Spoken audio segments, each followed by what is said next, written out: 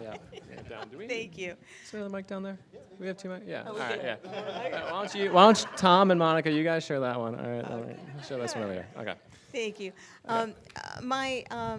My career prior to taking a hiatus to have my children and focus on education was engineering, and I specialize in process. So I like to get into something and see what's broken. I've been in the planning department myself, and been just, in total disbelief at some of the things that I've been told.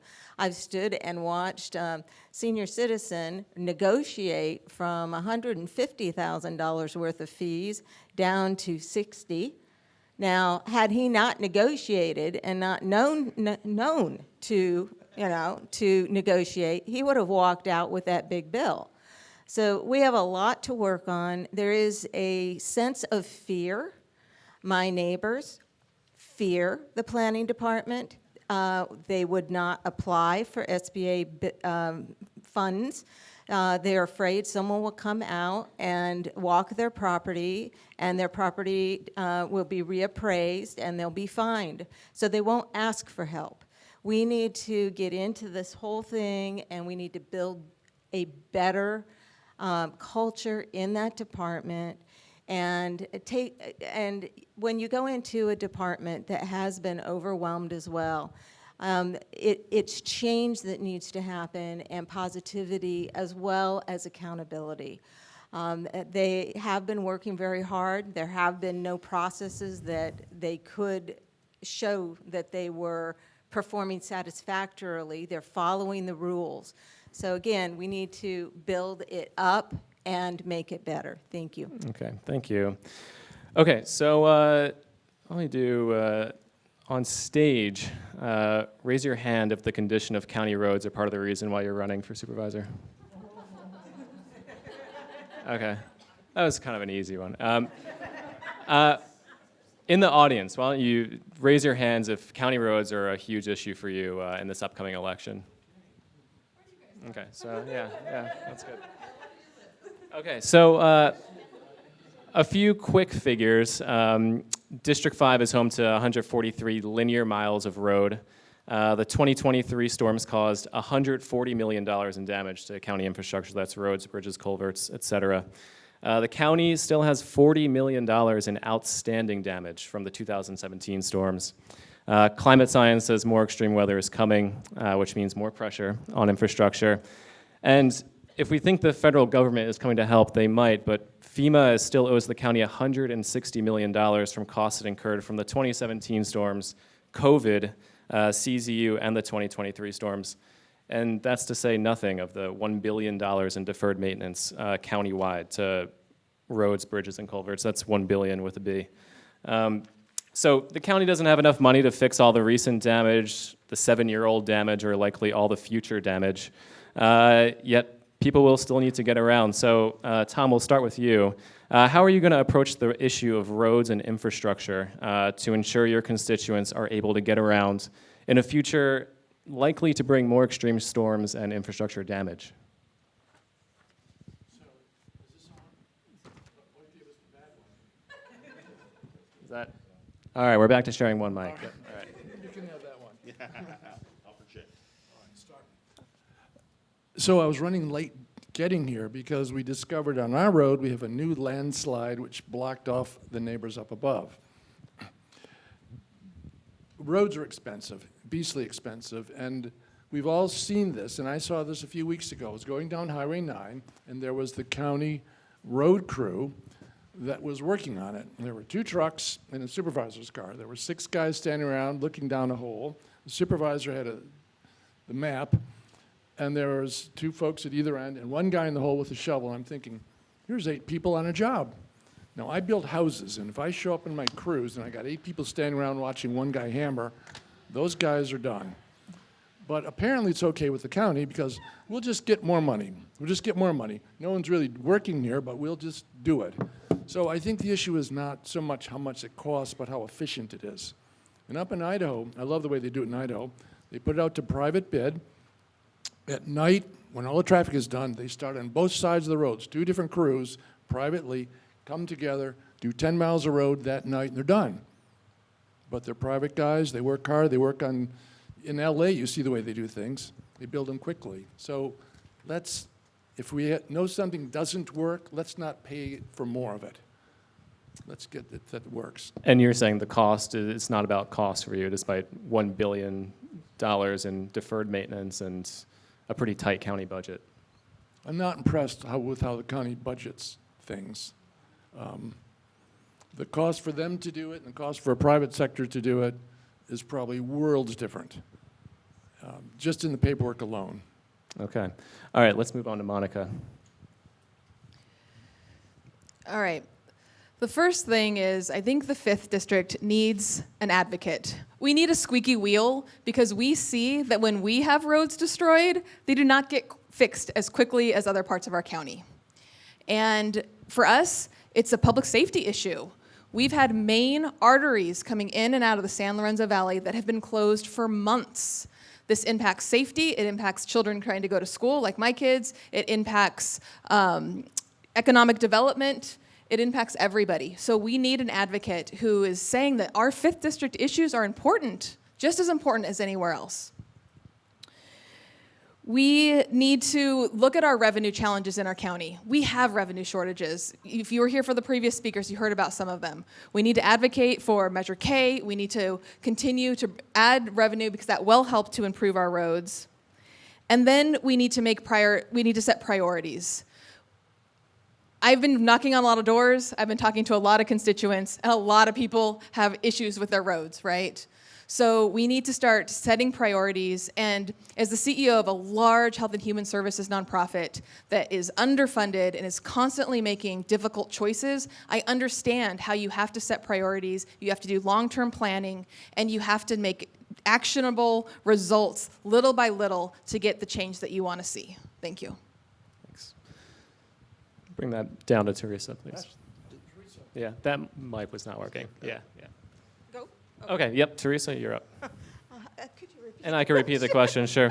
So, given the challenges with how much infrastructure is going to cost and repairing infrastructure, and given how much deferred maintenance we have and the millions of dollars in damage likely to come from future storms, how are you going to approach the issue of roads and infrastructure to ensure your constituents are able to get around? I would go for a bond, and I know what tax sensitivity right now is high, but we're going to have to raise the money. And I think that's number one, and I think the money needs to be specific to our transportation needs. And then based on the assessments that we already have a great deal of data. We know the areas that need attention first. We start attacking them. It is dangerous. I collected signatures in lieu, walking around and talking to people, and almost everyone said safety was one of their top priorities. Many of these have one lane that you can go through. There are roads in my area where there are 4 sections on one road that has one lane, and they have stop signs, not the stop lights that you see that stop a whole line of cars. They literally have a stop sign around a blind curve. And we have residents who are being, getting sideswiped. It's frightening. So we don't have enough money, obviously, to put in the stop signs for a single lane road. So that tells me we've got to raise money, and that's going to be hard, but bottom line, we have to do that. Thank you. Thanks. So bond for a bond. Teresa, bond for a bond. Yeah, there you go. That's free. That's free. Okay. All right, so I think the first thing we would need to do, the first thing we need to approach budgetary-wise, how do we close the gap between where we are right now with our reimbursements from FEMA and where we need to be with them existing?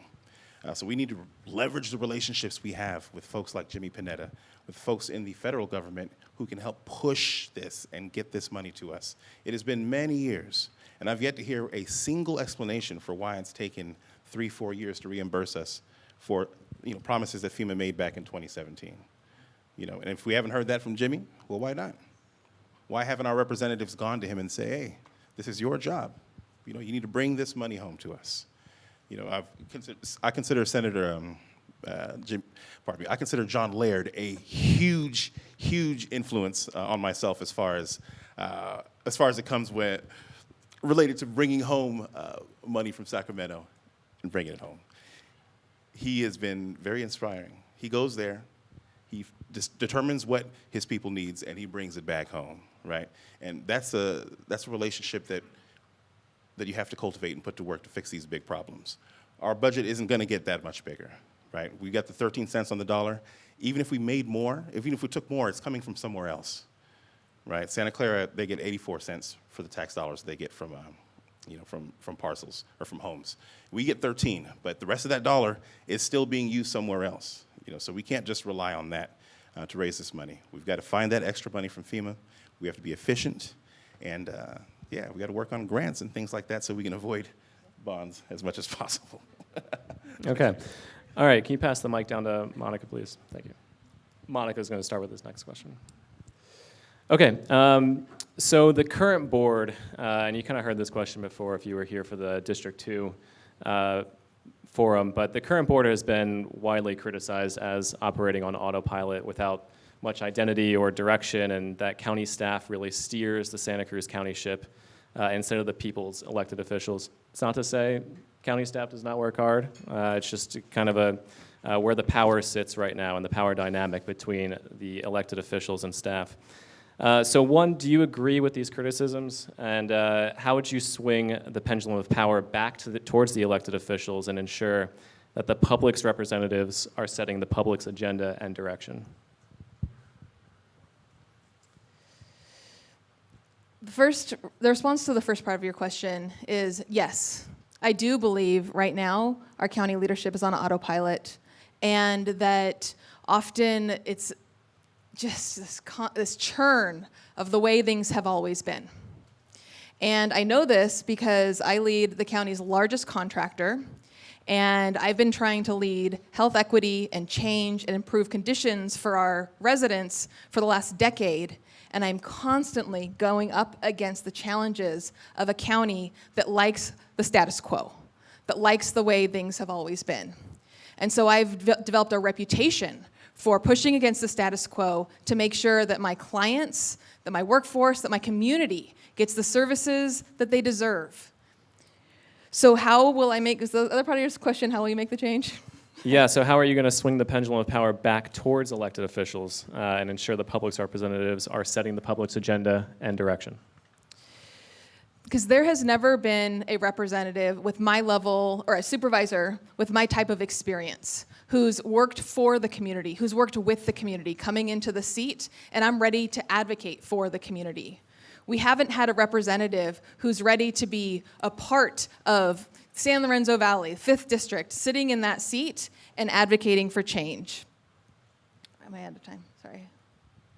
And so I guess I don't think I'm out of time yet. So I'm going to bring that sense of accountability that I talked about before. I'm going to, now I'm out of time. I'm talking about I had to repeat the question, so give her 10 more I would seconds. just say that I feel like my job, my profession as CEO of Encompass is basically to be a big pain in the butt to the county, to the CAO's office, to get things done for our community. I've been negotiating with county departments for the last 10 years. I've been negotiating at the CAO's office for the last 10 years. I'm very experienced in how to get things done, how to collaborate with other people, with other leaders, how to work with the existing Board of Supervisors and partners to get things done. Great, thank you. Bring that mic down. Bring the mic down to Teresa. Thank you. Okay. So the question. So the board has been widely criticized as operating on autopilot without much identity or direction. Do you agree with this criticism, and how do you plan to swing the pendulum of power back towards elected officials and ensure that the public's representatives are setting the public's agenda and direction? Whenever you walk into a situation, and the board that I am on, our budget's $73 million. We have 400 staff, and that's in comparison to the county budget of $1.1 billion and about 2,700 staff. But when you have a valuable staff, you need to work with them to get them back on board. It is not easy to replace people and to recruit people, but sometimes you have to start and you do have to have turnover for this to happen. At my current school district, we've had almost 85% turnover at the superintendent level, which I was thrilled to be able to recruit a new superintendent. And he basically was able to build his dream team. And that organization now has changed the conversation and added positivity back onto our school campus. So there's many ways of doing it, but I think you have to have, I want to say, a positive attitude to go in. You just can't go in and start kicking butt, because you will get resistance to that. You have to go in and partner with people and appreciate them for what their contributions are, and then start to make the change for accountability. Thank you. Thanks. So I definitely agree that, I don't know if autopilot is necessarily fair, but government is a machine, right? And there are a lot of cogs in that machine. Cogs like, staff that have been there a long time. Cogs like politicians, cogs like, nonprofits that work closely with the county. They're all part of the same machine. If we want the status quo, we keep doing the same thing. We put the same kinds of people in place. Currently, even when you have good ideas, they run up against the culture. They run up against that machine, and sometimes they get ground to dust. For example, Manu had the great idea about pushing for the tiny homes, right, and making it possible for people to have them. But on the back end of that, they required you to have a foundation for your tiny home. They required you to install sprinklers in your tiny home. So by the time you're done with this tiny home, you have built a small house, and you went from an affordable way to live, to something that's up in the $300,000+. So great ideas go into this machine and die. And the only way to fix that is to change the culture, to change the people we have on top, and to do something new. Great. So I think we use the word for the culture, it's slow or on autopilot, right? That's a descriptor. I like comatose. So here's how it works at the Board of Supervisors meeting. I've been to too many of them.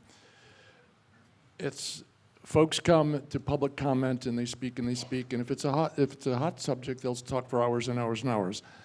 And finally, someone says, okay, is there anything from the consent calendar? And one of the supervisors say, I move that we accept the consent calendar. The others say, let's do it. Okay, let's go home. Now, what they've just done in that 2 minutes is they've accepted everything that everyone in the county has done, and they didn't have a chance to read it. So how do you change the culture? Well, we've done it a few times. I don't know how you change the culture permanently, but we've been able to change it by filling the room full of folks. I don't know if you remember the lamp. We had that problem with the lamp where they were doing the enhanced systems. They wanted everyone to spend $120,000 for a new septic system. We were able to fill the room full of people. And the supervisor said, you know what? I don't think we're going to pass that one. Let's kick it down the road. And that's what you do. You get involved. County supervisors have broad powers. They're there for 4 years.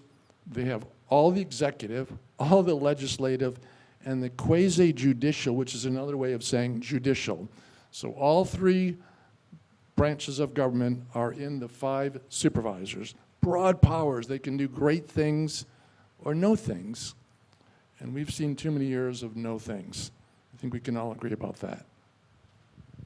Okay, thanks. Bring the mic down to Teresa.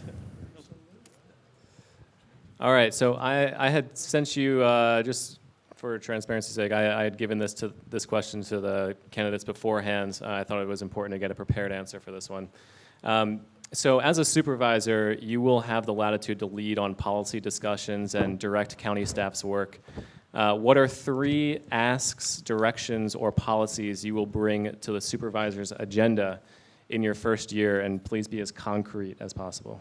And Teresa, we'll start with you. And since I gave this question to you guys ahead of time, we're going to give you 60 seconds.